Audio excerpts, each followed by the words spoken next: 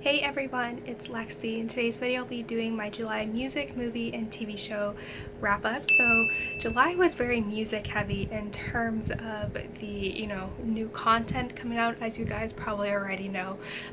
But let's just go ahead and get started because I have so much to talk about. So starting out in music, I first have the new Chicks album called Gaslighter, and I was super excited for this. It did get pushed back a couple months because of COVID, but nevertheless I was still really excited for this. I grew up listening to their music when I was a kid, and I definitely have loved all their music. Like, I grew up listening to it, so I was super excited for their first album in like 14 years, and I loved the lead single off of it. Gaslighter was so good, so I was really excited for this album, and me and my sister were obsessed with this when it came out. We said it's like an album where we like all the songs on the album, but the only complaint was we wish there were more songs on there. It felt very short.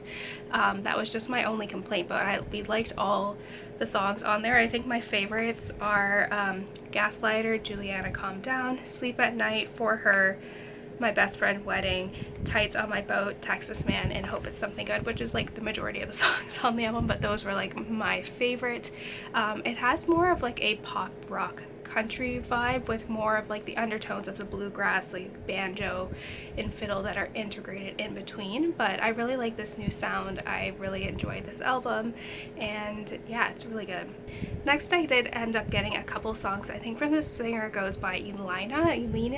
I don't know how to pronounce it, but I do have a few of her songs that were really good because I really liked her song Paper Planes, which I discovered a couple months ago, and these are some of her other singles that she's released. So Blue, Around Time, Free, Here With Me, and Champion. They're very like kind of indie pop with focus on like hints of piano and guitars kind of integrated without, and I really like it. Some of them are really sad songs, and then some of them are just kind of, happy songs, so it's a good mix. But I'll have like them linked down below so you can go and check them out. But if you like kind of like laid back music, like this is good to kind of play in the background. And then some random song that I found is Build It Up by Ingrid Michaelson, and this played at the end of the last episode of Little Fires Everywhere, and I just like the piano in here, and the song really ties in with the final episode.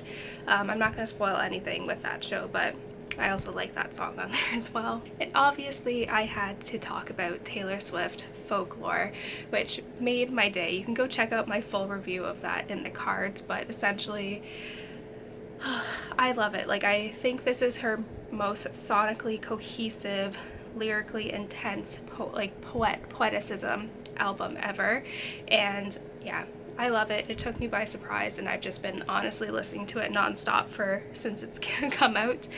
You can hear me gush more about the album up in my review if you want to go and check that out. But overall, I would say my favorites are The One, Cardigan, The Last Great American Dynasty, My Tears Ricochet, 7, August, Invisible String, Betty, and Peace, which is 9 out of the 16 songs. So yeah, just an amazing album. Definitely I think is my favorite.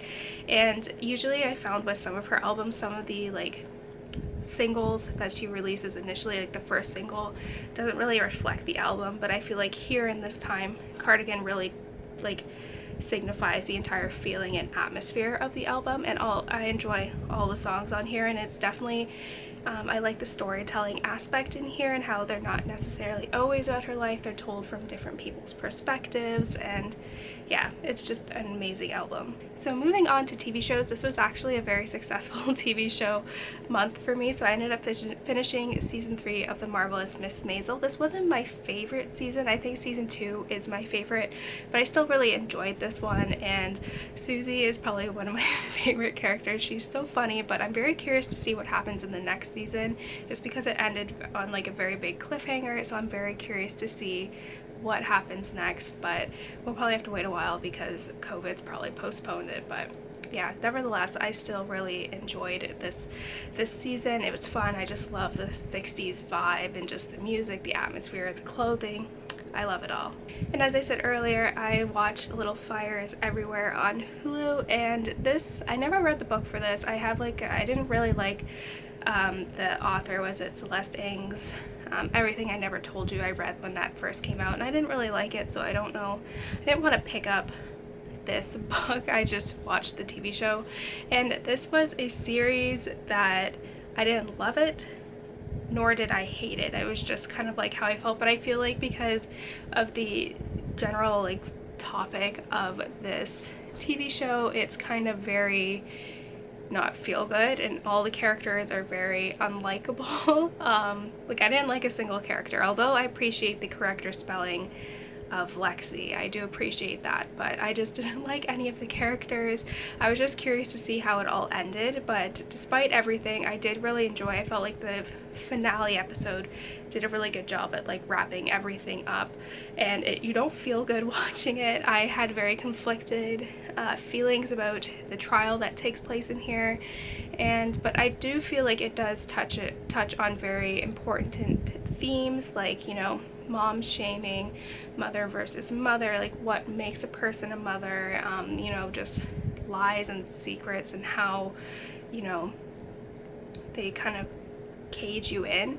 I think that's very interesting, just seeing it talked about, and it takes place in a town that's kind of within our neck of the woods, so I kind of understood the pretentiousness of the people, because that's basically where we live.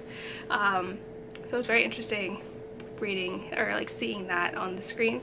If there is a season 2, I don't know if there would be, but I would probably watch season 2 just to see how it ended, but like what happens with these characters post like where the book ends. But it wasn't a bad TV show. Like the acting was very good. It's just like, it's like The Handmaid's Tale, where it's just you don't feel good watching it. Like that's a different type of like fear and all that, but this is like, I don't like any of these characters, but I'm interested to see, you know, what happens. But it was still nevertheless a good TV show. I just like, it's not like one where you like, I love all the characters. They're just very unlikable, but they're realistic at the same time. And I am 2.5 episodes into Dead to Me, which is the Netflix like dark comedy like grief series. I don't know, it's very interesting. I heard a lot of things about this from like my friends on social media. They were posting about it, and I was like, okay, that's on my list. And it's actually, I feel a little better because it's only 10 episodes and they're about like 30 minutes each, so it's not that big of a commitment, and there's only 2 seasons out. But the general premise of this is that it follows a woman whose husband got killed, got like struck by a car in a hit and run, and she kind of crossed paths with this other woman, and it kind of goes off from there. But I really like it so far. As I said, I'm only 2.5 episodes in, but really good so far. Definitely one I can finish really quickly because the episodes are shorter, and there's only 10 episodes a season, so there's only 2 seasons out, so it's doable for me. But I like this one so far, and definitely one I will be binging for the rest of the summer. So lastly, for movies, we ended up watching the Hobbit trilogy.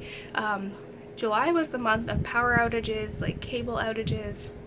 We had the power went out 3 times this month, and then our neighbors were having a new cable strung to their house, and they ended up, the crew that was doing it cut our cable, so we didn't have internet, Wi-Fi, you know, phone, no TV for like 4 days. And so we just ended up like rewatching like movies, and my dad wanted to watch the Hobbit movies, and those put me to sleep. So I saw bits and pieces of it here or there, but for the most part I didn't really watch it.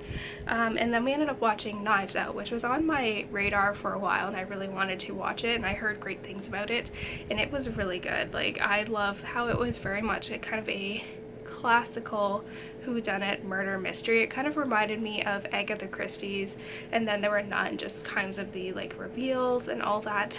It kind of reminded me of that. So there was so much praise for this movie, and it is very well deserved. It's very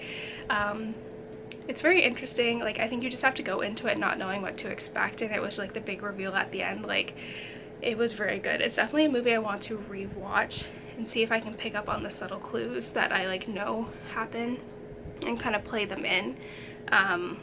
But yeah, that one's really good. So if you haven't seen it yet, it's free on Amazon Prime, so I recommend that. And then we ended up watching The Impossible, which I think is like 2012 movie, and it's about this family who their experience with the tsunami that hit in 2004, I want to say, and just their experience with the whole thing. I don't know how accurate of a representation it is of their specific story, but it is a very intense and realistic kind of portrayal of, you know, a tsunami and just kind of the aftermath of it. Like, it's very tense. Just like the scene of them getting like rush down like with water and getting hit by debris was like so intense and very well done. It is a little bit graphic too, and just the, you know, injuries and all that, so be aware. But it has a young Tom Holland in there, so that was cute, but he was like really small in that one. But that one was really good too. Like, I'm not very much into like the survival type ones, but I think because it was depicting a family story during a natural disaster, I think was very interesting. And it is very intense and I was very stressed out during the whole thing. But yeah, that one was also on Amazon as well. My parents picked that one out, and they have the worst taste in movies, but this one was pretty good. So that's it, guys. Thank you guys so much for watching. I hope you guys enjoyed this video. Let me know in the comments below what you have been watching and listening to this month and all of that fun stuff. So yeah, thank you guys so much for watching. Don't forget to give this video a thumbs up, and I will see you guys next time. Bye, guys.